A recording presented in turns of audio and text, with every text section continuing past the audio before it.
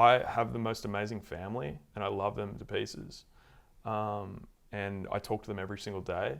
But I knew in my journey that I wasn't going to grow to the place I needed to go, staying in that home, in that beautiful, incredible place. I needed to step outside of my comfort zone, not only to appreciate where I came from, but to also push myself to a place that was going to be a new home, like a new journey, a new destination, like a new place that I felt as good in or better than where I'd come from. Yeah. And I grew up in the most idyllic paradise on the planet. If you ever went there, you'd be like, why would you leave? But the thing is, man, like if you don't push yourself outside of things like that, you don't grow. And that song for me was really, you know, it's about home and missing the people you love and holding the people close. But it's also about the idea of stepping out beyond what's comfortable to find new homes and new connections and new friendships and new love.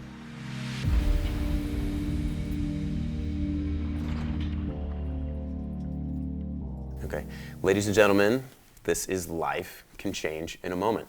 I'm Dr. Larry Burchett, and I have seen countless times in the ER how in an instant, everything can change. Here on this show, we tell these stories, the big ones, after which life is never the same. And today, we are joined by a good buddy of mine, the King, Kai Brown. Thanks for coming to the show, man. Larry, thanks for having me, man. Kai is a singer-songwriter. I would call you a rock star, and now is an artist who does custom embroidered denim. Now here's the idea why I wanted to have you on the show and to talk about this. And I'll be a little personal about this. So a few months ago, you and I have only known each other for a few months, and I went through a little breakup.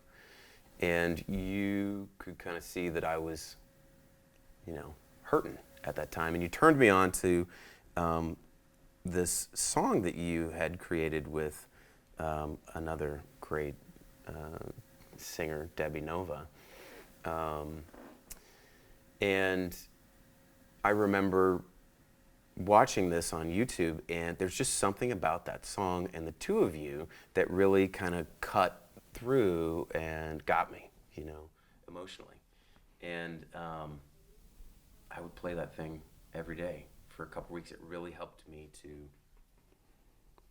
get emotional, to let it out, I don't know, there was something about that song, and you and I have talked about it. And so for today's show, I wanted to know more about that song. How did that song come about? What was going on with you in your life, and where were you in your, music career, and how did you meet Debi, and how did it happen? All of that. Yeah, well, thanks, man. The song is a song called "Take Me to Your Heart." It was written with Debi and I, and for me personally, it was at a time I'd been in the States probably 5 years at that point. I'd made a couple of albums. I'd had some moderate success, but I was sort of not really connecting the dots like the way I wanted to. And I was just looking for new inspiration and new people to write with. And another mutual friend of ours, Will Phillips, great percussionist here in town, and told me about Debi.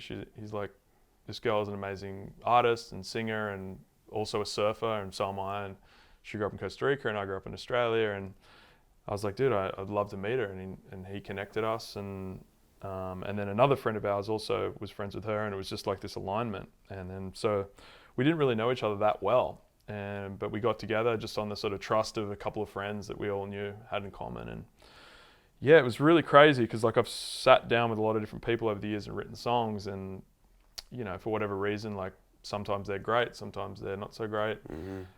But this one was just just immediate. It was just a really beautiful, natural vibe, and we just sort of flowed off each other in a way. This was different. Yeah, it was just different in the sense of I think energetically we were both maybe looking for a different style of people to write with. We don't come from the same backgrounds, she's from a very Latin background, and I'm from obviously Australia, and different, that kind of music, and what we grew up with was very different, but I think we had a lot in common as well. I think we were really able to capture some sort of beautiful magic inside of both of our heritages and also our experiences in LA. and what that meant, and it was just a magic time.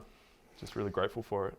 So you play guitar, sing. At that point, so before you met Debi, you said you had been in the U.S. for 5 years, and what were you doing then? So I moved here in '05, really on a whim. I packed a suitcase and a guitar. I quit everything. I sold everything in Australia, and I came to America to make an album. From Sydney? You immigrated and... Yep. I came over. I actually moved to Texas. The guy that produced my first album was based in Texas. And Where'd you land in Texas? Dallas, Fort Worth. The great state. How does that compare to Sydney? It was like being on the moon. Yeah. It was crazy. And it was a great experience. I'm really happy for that experience. And it really was a great,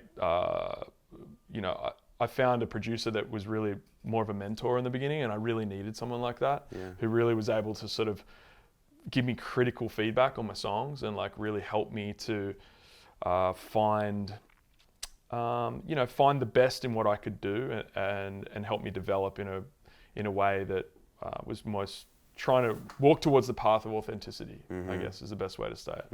I think when you start writing songs, you're learning how to sing and you're trying to find your voice and you're trying to write songs, and it's like a lot, and at that point I'd been doing it since I was early teenager.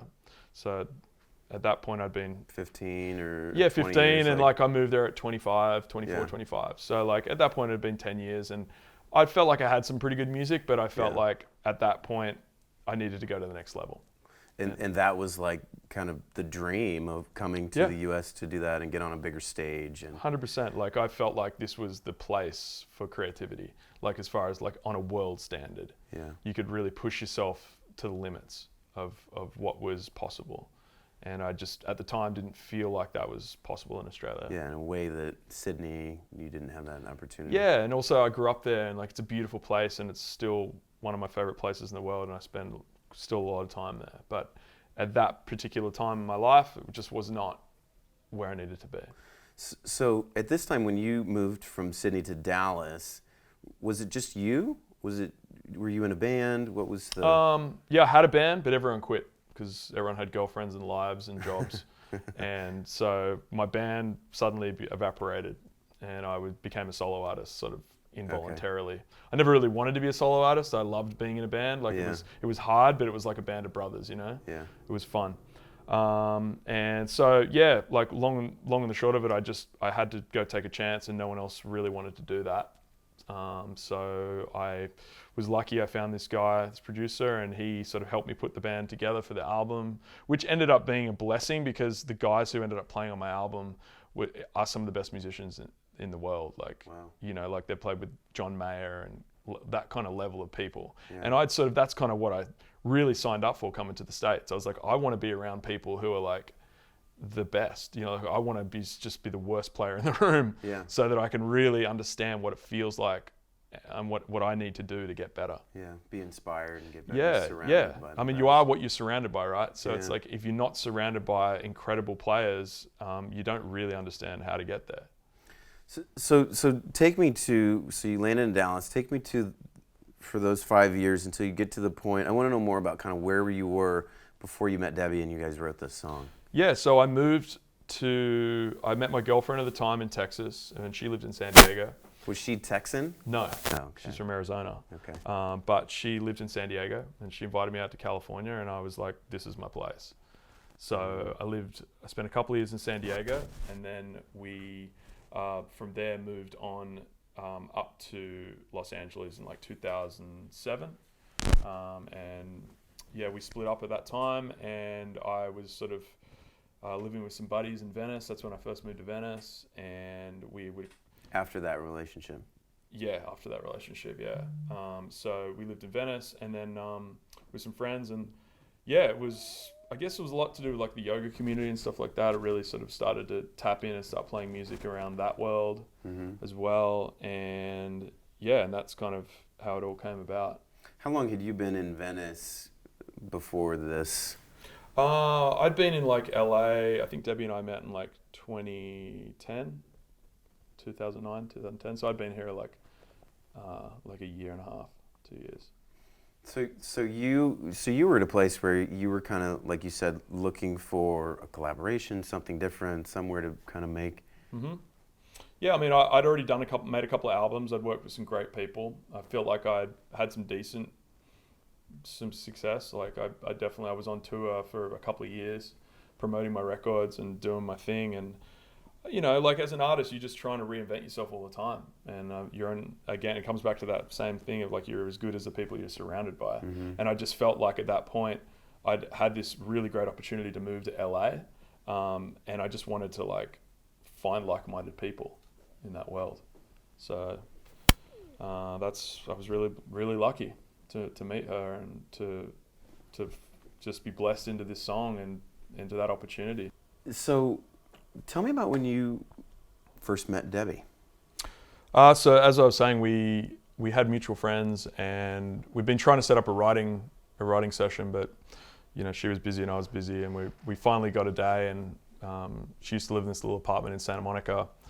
And she's like, why don't you just come over one afternoon and we'll just hang out? And like, we weren't really even talking about writing a song. It was like, let's just meet and say hi and what up. So we just made some tea and hung out at her place and just had a really nice conversation from what I remember. Mm-hmm. And I sort of always coming into a co-write, I always like to have a couple of things in my back pocket, like just a riff or some sort of vibe potentially, like.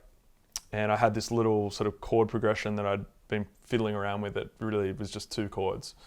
And we was just like, hey, let's jump on the guitars and like see what we feel. And I saw, she was. This is the first time that you met. You just kind of. Yeah, we just were hanging out like for an hour or something. I think we scheduled like 3 hours to hang out. Yeah. So it was like, the first hour was just like, let's just hang, like no pressure. We don't have to write. We don't have to do anything. Let's just like catch a vibe. Yeah.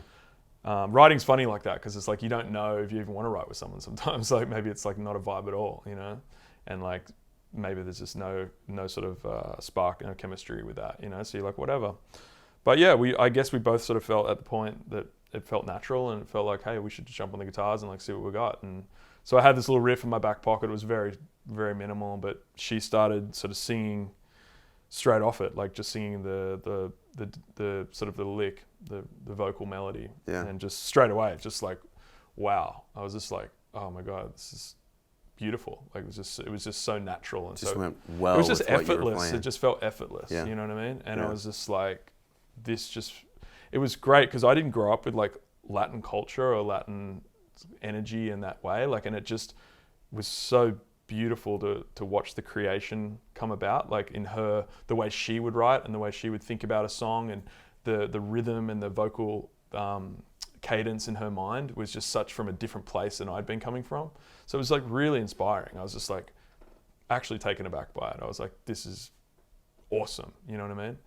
And so we just kind of jammed and just played around and fumbled around with some stuff, and she grabbed the guitar and had these beautiful little changes that kind of complemented my changes, and we kind of wrote that song in like 2 hours pretty much. Did this happen the first time that you met on this? Yeah, it happened the first time we met. Yeah, within 3 hours. And you just banged the song out there. Well, it sounds like that, but it's really 10 years of work on her side and 10 years of work on my side. And but in that moment, you created that song, and that was the first time that you had met. Yep, it's the first time we met, and it was beautiful. And we never even we wrote the song, we demoed it on our phones or whatever we had at the time. We never really talked about even doing it as a duet. It was just a song. And I just... For you? Like a song for you? What do you mean, potentially for my album, potentially, I don't know. We just wanted to like write. Like we were both in the same place. We're artists, we want to write songs. So like this is what we do. So like who knows? Like there was no attachment to like, oh, we're gonna do this duet and this is gonna be a thing. And like, you didn't like intentionally go, oh, we're gonna hit the charts with this thing. No, of course not. I mean, you never create a song thinking that. Yeah. If you do, you're foolish. Like the chances of that are pretty low. So you guys are from kind of 2 different backgrounds. She's kind of more Latin. Would you describe yourself as rock or what? Yeah, I mean, I grew up in Australia, but I really grew up in like American music. Like when I say American music, like folk rock and like blues and soul music, and I loved like acoustic stuff. I loved like vintage Neil Young, like that kind of stuff was what my parents played growing up. Jackson Browne and the Eagles and things like that. Was Yeah. like what was it's funny. I grew up in Australia, but like the music I grew up on was all from here. So I felt Yeah. very connected to the music that was made here. So when later on in my career, when I went and worked at Sunset Sound and all these amazing studios, I was like, wow, like some of my heroes have sat at this desk. You know what I mean? Wow. Like it was a very surreal moment. Very cool. So you have this rock background, Yeah. and she's from Costa Rica and has more of a Latin American kind of vibe to it. But you guys were able to kind of connect. I mean, is fusion the right word? I don't know how you would describe what you ended up creating together. Yeah, I think we created something that was authentic to both of us. You know, like if you hear the song, it's very authentic to her flow and her vibe, and it's also very authentic to my voice too. You know, I think it's a beautiful representation of both of our styles kind of coming together in a really nice, natural way. I love that song. I think it Thanks, sounds man. so great. I mean, I love it too. It's Yeah. funny so I went in the studio, so like fast forward a little bit. So we wrote that song and I went into the studio to make my new album, and I went and actually started recording that song without Debi. And I'm like singing the parts and Yeah. I'm just like, this is not sounding anywhere near as cool as when we did it together. Something's missing. Yeah, and I called her. I was like, "Listen, I know like this mightn't be a thing for you, but like I really would be so grateful if this could be our song." Yeah. You know, and I was so thankful when she said she would be open to doing that.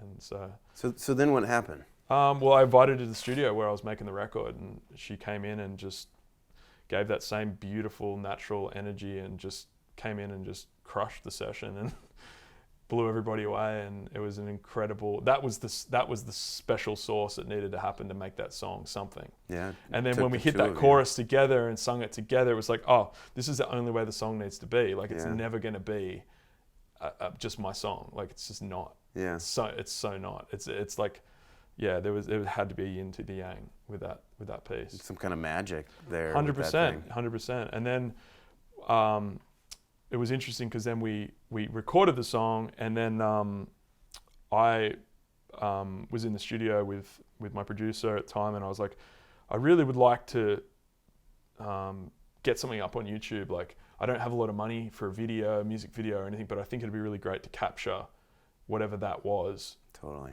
So I called a couple of friends, and I called Andrew, my producer at the time, and was like, hey, would you guys be down with like just shooting a live video in studio? So we'll get mics and we'll make it sound good, but just Debi and I in the studio, just like we wrote it. Yeah. And that's ultimately what went up online on YouTube. Like we just shot 2 cameras and just really simple and no production, pretty much. That's my favorite one. Thanks. Yeah, the YouTube one. Yeah, top to bottom, just live and how we did it on the day. And then so she says yes, and you guys start performing this as a duet, and No, we never performed it as a duet. or We only wrote it together and recorded it together. did you ever perform it together? Not until like a year later. So maybe 6-12 months later, the song started getting some traction. So then what happened? Yeah. Well, so the story goes that the daughter of one of the biggest radio station owners in Central America and Costa Rica, San Jose, found the song on YouTube thinking it was Debi's new single. And like it'd been out for ages at this point, like, with a few thousand plays on it. And so she apparently downloaded the track from iTunes and sent it to her father, who was the #1 radio programmer in Costa Rica. And so he, again, I guess thought it was Debi's new song and was like, started playing it on the radio. Like, Even though it because was from a they've year really before, supported yeah. her music. She's had a bunch of songs out there and very successful down there. Yeah. So I guess they assumed that was what it was. And then, it just from there, it just built its own life. And it was interesting because the only way I could really track it was from YouTube. So every few weeks or whatever, I'd just get on YouTube and like see how it was doing. And every few weeks it'd have like 20, 30,000 more plays than it did the week before. Wow. Yeah, it was like, whoa, like Fun. there's some traction, happening with this song. And then, we ended up, So that song starts climbing the charts. in Costa Rica. Yeah. So I think it went in like in the 20s or the 30s and ended up being the #1 song. No kidding.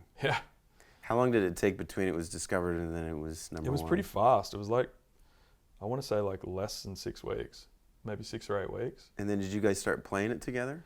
Yeah, well, at that point we'd sort of we were playing. I was playing around town, so I just invited Debi to come sing at my shows, and so we started doing that song live together, and people just loved it. It was just like, wow, what's this song, you know?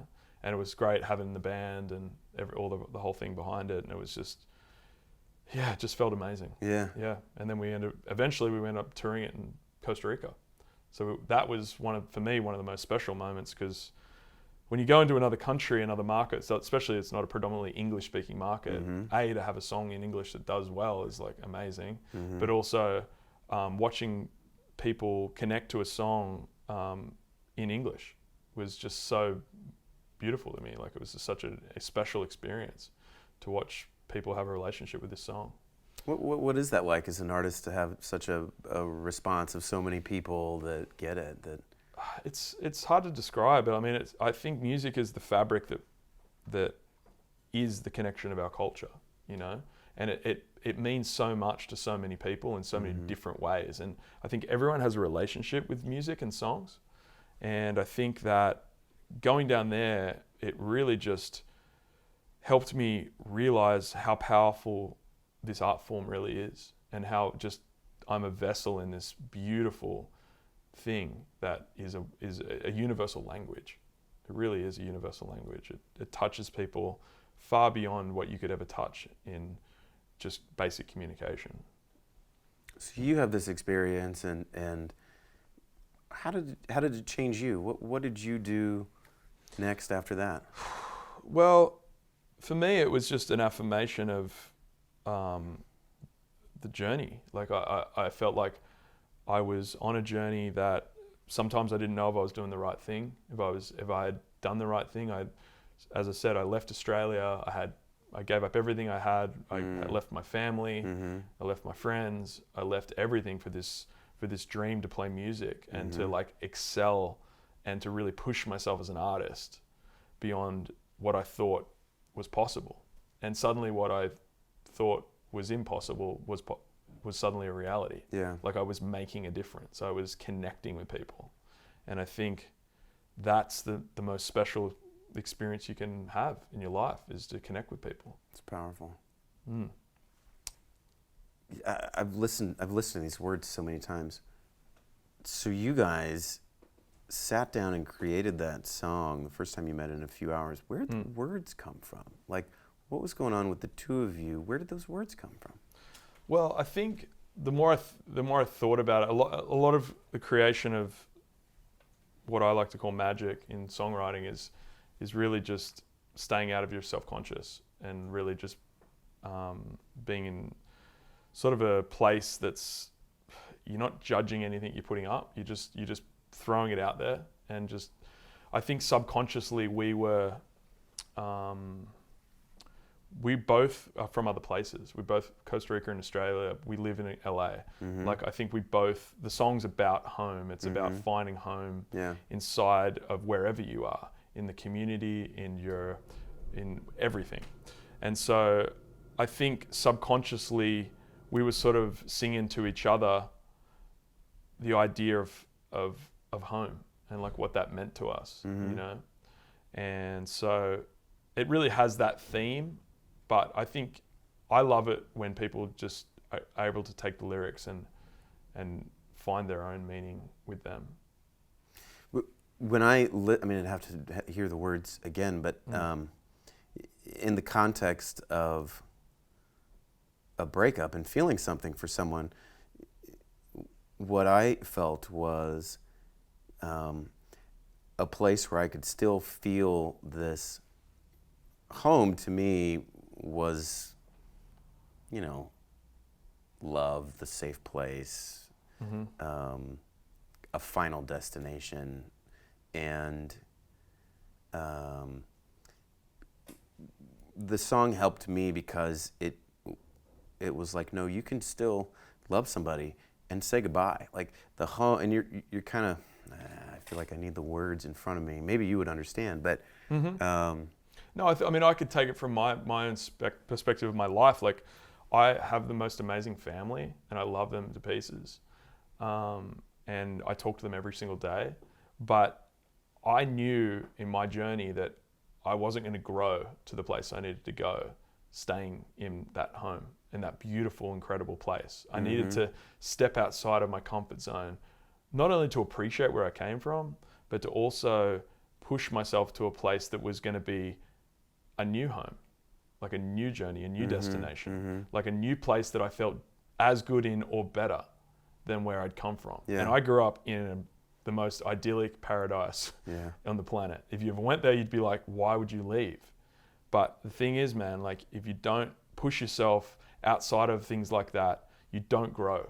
And that song for me was really, you know, it's about home and missing the people you love and holding the people close. But it's also about the idea of stepping out beyond what's comfortable to find new homes and new connections and new friendships and new love. And somehow the two of you came up with this together. It's so much of the magic of songwriting is, yes, yes, we quote unquote came up with it, but the subconscious is powerful if you let it come through. You know what I mean? If you stay out of the way and you just feel and you stop thinking, like it's powerful, like what can come out of you. And I think Debi and I between us had probably written 3,000 songs to that day. You know what I mean? This wasn't our first rodeo. Like we've done this. Yeah. You know what I mean? So we understood the craft of what we were trying to do. It doesn't mean you're going to be able to do it. It's magic. Ask anyone who's written a song that's really connected. You just do your best. You can't really explain it. You just do your best to stay out of the way and let the conscious come through in the most authentic way possible. And I think that day we were just able to do that, you know, and the energy of us as well, like, and our friendship and like me just meeting her and not knowing her super well and wanting to write a good song with her and like wanting her to like my style and my vibe, like, and all of these things played factors, I'm sure. Yeah. You know, but how does it happen? If we knew, we'd do it every day, and you know what I mean? That's the magic. Showing up is how it happens, in my opinion. You just got to show up, and you got to be disciplined, and you got to be grateful when it comes your way. Talk to me a little bit about the creative process in a time where people are driven to make things for crowds, to make things to climb the charts, to get likes and followers, and where that seems to be part of the goal. Yeah, I feel sorry for those people. That's not a good place to be, in my opinion.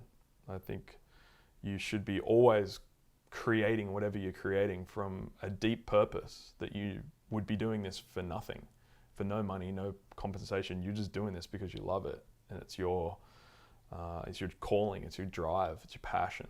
And music for me was never a job. It became a job, and that's why I stepped away, and we can talk about that a bit later, but like in the beginning it was a love and a passion. The first time I ever saw Guns N' Roses, like Appetite for Destruction, I was just like, these people are talking to me, you know, like this is amazing. And there's something there. And man, the first time I saw Pennywise, one of my favorite punk rock bands of all time, like that was my first punk rock show. And I was just like, these guys are creating something that is so special and so raw and so real. There's no play for radio here. There's nothing. There's no play for likes. We do what we do. Come on board. Otherwise, don't. You know. And that to me was the punk rock ethos, and something I've kept through my whole life in everything that I do. It's like, this is what I do. I'm not trying to do it to be liked. I'm not trying to do it to be anything other than I just really want to do it. Do you find it a little bit ironic that one of the songs that you particularly didn't intend anything turned into this hit? Yeah, I mean, I don't really attach anything. I never attached anything to the music, like if it was going to be a quote unquote a hit. Yeah. Like ever. I never wrote a song with that intention. Of course, you want people to like your music and you want people to connect with it. But I had no preconceived idea that this was going to be what it was. It was just good timing and luck, and I like to believe that good art will always find a home. If you've ever seen like Rodriguez Searching for Sugar Man or stories like this, like you're like, man, it took that guy 30 years to get discovered. You know what I mean? And it's just so authentic. The story is so real, and his music is so good that it just, I have to believe that good stuff, no matter how long it takes, will be found.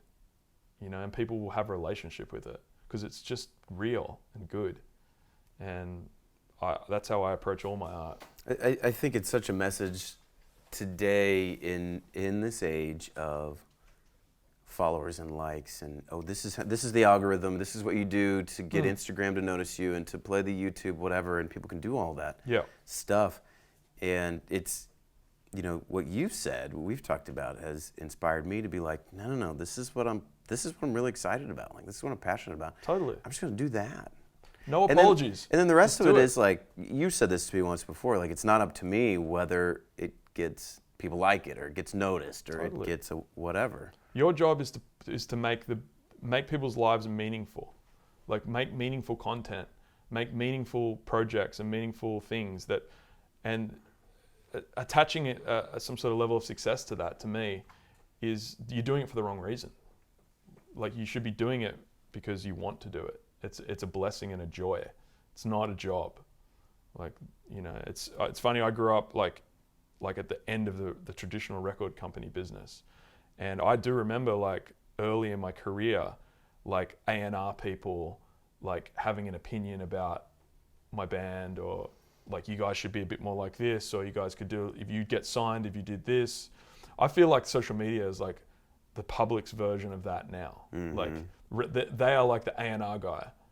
You know, it's like, everyone can always do something different or better. Like, do you really care? You know, is the point. Like, do you really care? Like, if you care, then you're going to have a pretty unhappy life. Yeah, are you doing your thing? Are you you're not being doing authentic. You're looking at what people say to you, good or bad, and you're attaching some sort of level of ego to that. Like, that's really you. Like, you are only your work. You're only as good as the last piece of work that you put out, in my opinion.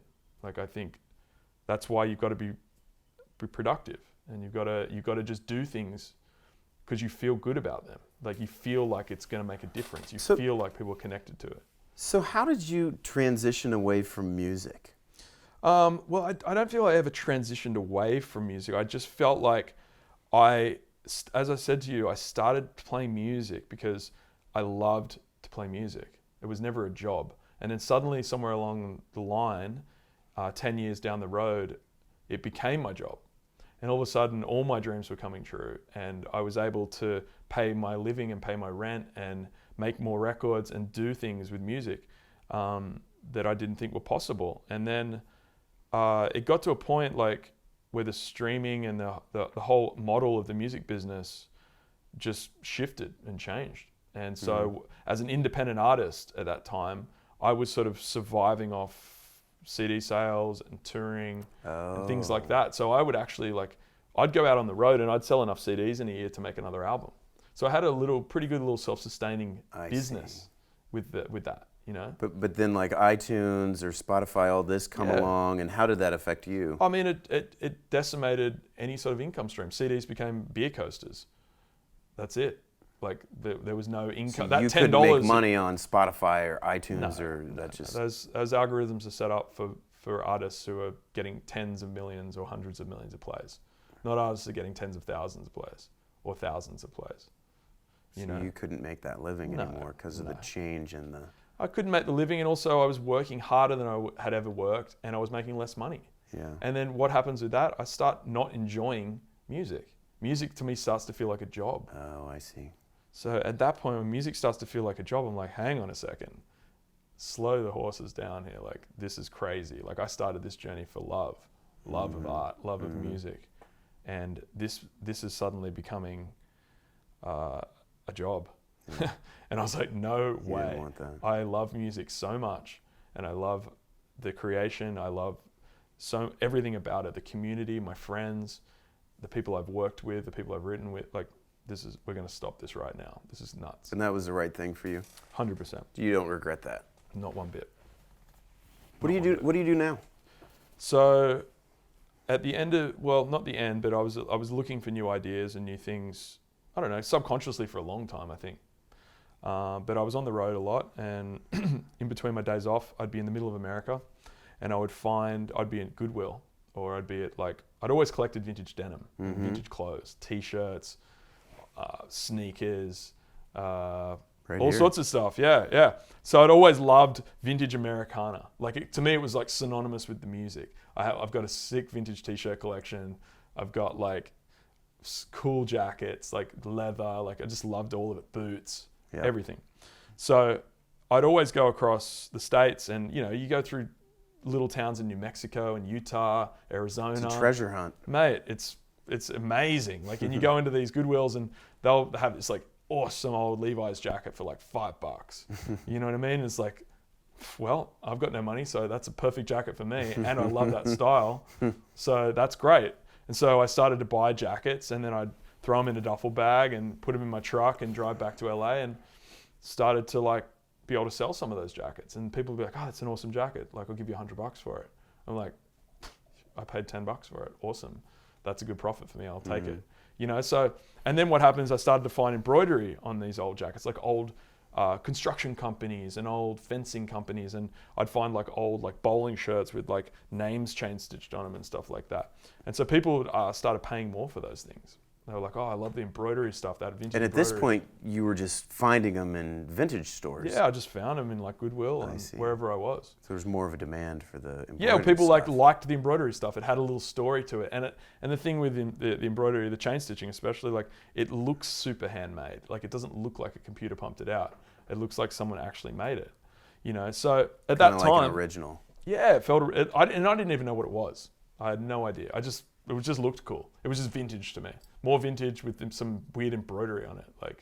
And it's funny, at the same time, I had this old jacket, and I went back to Australia, and one of the other things I collected was a piece of Pendleton wool. It was up in Oregon. I love this brand Pendleton. It's they make this beautiful wool products. And so I had this big piece of Pendleton wool, and my grandmother at the time, who was in her late 90s, she sewed. And so I remember I went home at Christmas, and I was like, "Hey, this might be super weird, but I have this denim jacket, and I have this piece of Pendleton wool."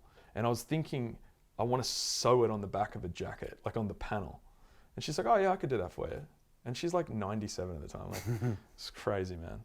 And so she goes, "Oh, I'll take it home with me." And she comes back the next week and hands me the jacket. And I was just like, "That's so cool. Thank you so much." This old lady. Yeah. And she sewed this. It was kind of jaggedy and crooked. Do you still have that jacket? Yeah, I've still got it. And anyways, I didn't really think much of it. I finished Christmas with my family and came back to LA. I was working on a new album, started rocking this jacket around town. That's a moment. Yeah, started rocking this jacket around town, man. And literally, it was immediate. Guys, girls, people come up to me running across the street. "Hey man, that jacket, it's sick. Where'd you get it?" And this is way before Gucci started doing embroidered denim, and it was really in the mainstream. This is probably close to 8 years ago, 10 years ago maybe. So at the time, you weren't really seeing stuff like this around. And I literally at this party, this guy came up to me and goes, "Listen, bro, that jacket's sick. Can I give you I've got $800 in my wallet. Can I give you $800? I said, "Listen, bro, I can't sell you the jacket. Not because I don't want your $800, because I actually really want your $800, but I really need the cash. That would be almost my rent this month." But my grandmother, who's getting close to the end of her life, stitched this for me, and if I sold this, I would never forgive myself. Yeah. So I can't sell it to you, but I'll make you one. And that was the beginning. Yeah. So that was the beginning of that, and I made this guy a jacket, and he was stoked. I got on eBay, found another piece of Pendleton wool, stitched on the back of this jacket. Show us what you're talking about. Well, what I'm going to show you here is far and above what I started with. So show this one. What I do is. How did you create this? So this is all hand stitched. So fast forward a couple of years after that, I sort of it's interesting in life. You sometimes ignore signs when they come to you because you're so dogmatic about whatever you do. So like for me, I'm a musician. That's all I do. I don't. This is great. This little side thing, whatever. I didn't allow myself to be anything else than a musician. It's like it took time for your identity to expand and to understand that I could be so much more than just a musician, you know, because I came from this.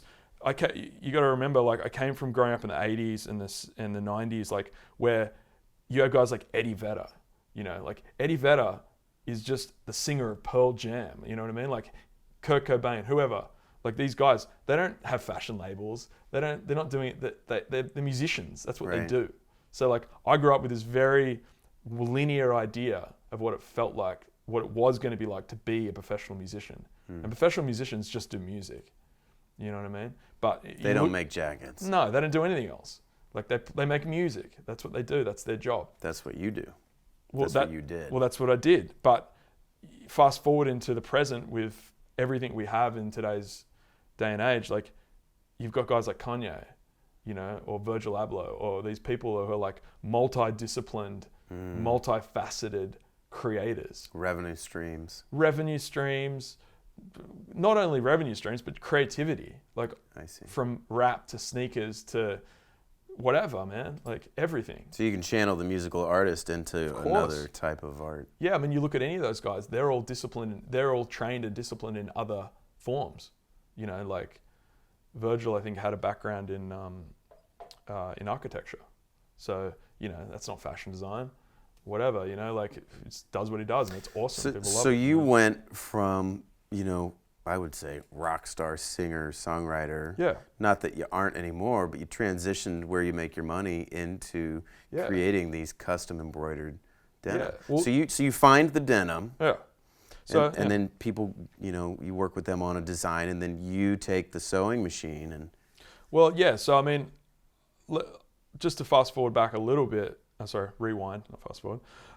Rewind it back a little bit. I had to change my mindset. My mindset was letting me down at that point. I needed to understand that I was more. Like limited beliefs. I was limiting beliefs, man. Yeah. Like I had to understand that my limiting beliefs of one-dimensional musician in this current climate and the way that we communicate and the way that we interact with the world now, with the internet and social media and everything, is like, it's over. Like that mindset is done. Like it doesn't exist anymore. You've got bands who have clothing labels, who have, you know, they do more than just dimensional music. business ideas and entrepreneurial endeavors, you know, way outside of the music and way outside of music's almost like just a calling card sometimes to all the other things that are going on in someone's life, you know. And so I needed to like transition my mindset out of that understanding that I was just a one-dimensional person on this planet. It was like, hell no, that's not me. Yeah, at that time, that's what you had to do to grow. Yeah, to grow, exactly. To really grow into the next thing and not think about that. And this is like a very vulnerable thing, but like not to think just because I was transitioning to something else that I'd failed at something, that I hadn't reached all the heights. That was the resistance. The resistance, yeah, like definitely. Like if you haven't won a Grammy and you haven't ticked whatever box you want to. Did that mean you were a failure? Did that mean that you? No is the answer, but it felt like that. You wrestled. Totally wrestled with that. Totally, because we're always seeking more. We always want. Even I mean, my last show before I sort of really transitioned to full time doing this was for the Dalai Lama's 80th birthday with Debi. Oh, no kidding. Yeah, at the Honda Center in Anaheim in front of 30,000 people. Oh wow. And I walked. That was my last show. Oh wow. It was my last show as the artist that I was going to be known as. Oh wow. Yeah, it was beautiful. I couldn't have asked for a better transition because everything the Dalai Lama spoke about was about letting go and about forgiveness and about all these things. And I'm sitting there listening to the Dalai Lama as I've just stood on the stage next to the guy and sung. You know what I mean? It was like did that moment 100%. Him speaking and you doing that, and that kind of ushered in a new 100%. era. And like, yeah, 100%. Like, I not only was I asked to be involved in that and to perform there, but I feel like it was like a universal. The universe was kind of like saying, "Hey, man, like, you're doing good. You're doing all right.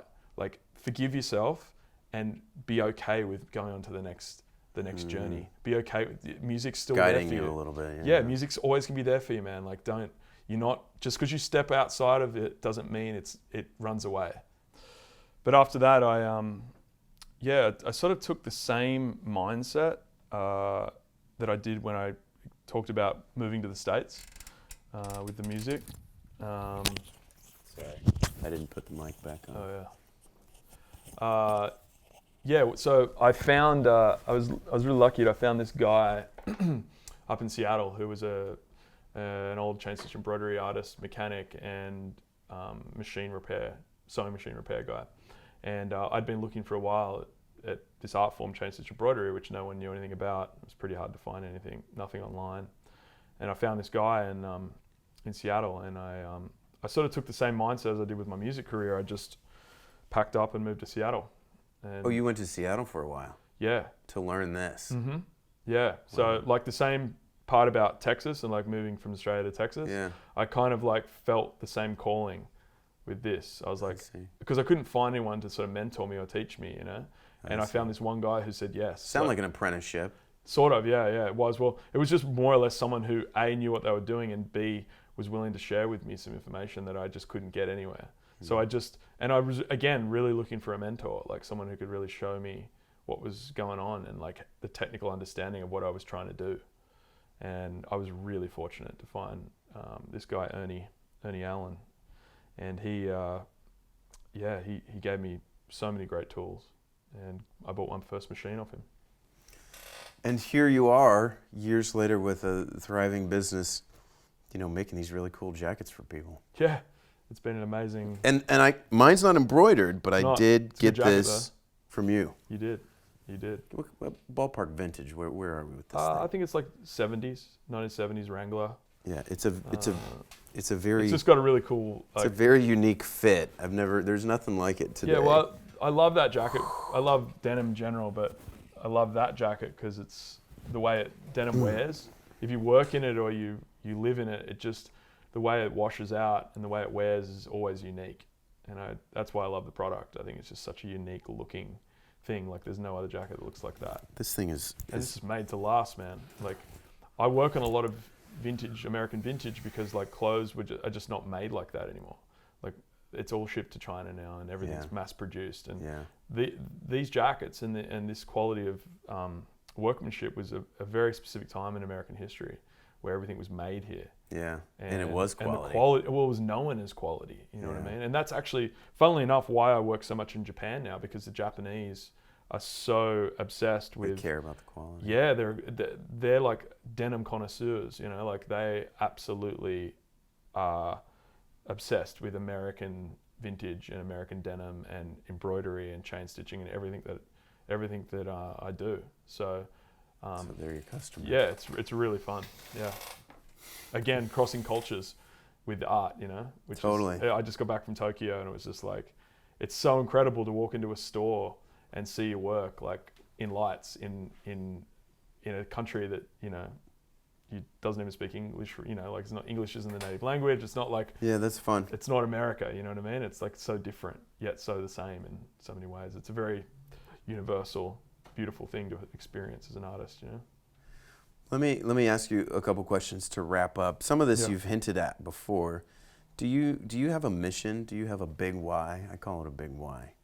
I have a mission to continue to create beautiful things for people who appreciate them and who are interested in them and who want them, and also to really be happy, man. Like, to really try and understand that the most precious thing we have is time.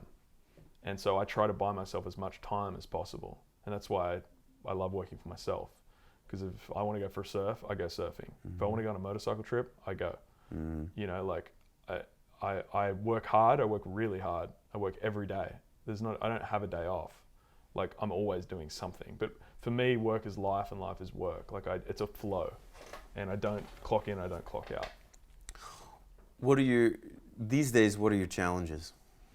I think it's like, my challenges, I don't know, I think we've all got challenges in the sense of like, for me, probably my biggest challenge is trying to balance work and like when you love doing something so much, it's like so hard to not want to do it like all the time. Mm-hmm. And like I've really found like a passion with what I do now, and also with the music and stuff like that. So I feel like I never have enough time. Mm-hmm. Like always like just burning the candle, like trying to work or do something. Balance, work-life then, balance. Exactly, and then just feeling that, knowing when it's time to step away and like go take a break. Yeah. You know, because I could just do it all the time. You know, so I think that's a challenge, and you know, living in LA is a beautiful challenge in itself. You know, it could be freeway traffic or you know any of these things. But Beach sunset. Beach sunsets. I mean, what's next for you? I am working on a bunch of different projects for Japan again. One of my best markets to work in, and I'm doing. I'm definitely working on some new music, but I'm not rushing it. I'm just flowing with it and just gonna do that. I'm working on a design podcast that I want to launch in the next like 12 months. Fun. And then honestly, like I have a lot of people reach out about the custom jackets. So like I've got projects all day. Let's see the jacket again. So people can find you on Instagram at All My Relations. Spell that out for them. So it's All My _relations. ALMY_relations on Instagram. There's tons of pictures of those. Yeah, there's like a bunch of jackets in it. allmyrelationsco.com is the online store where you can make a custom order or you can buy one of the pre-made jackets. Awesome. Or pre-designed jackets. They're all handmade one at a time. We don't keep any stock of anything. By you. Made by you. Yep. That's awesome. Yeah.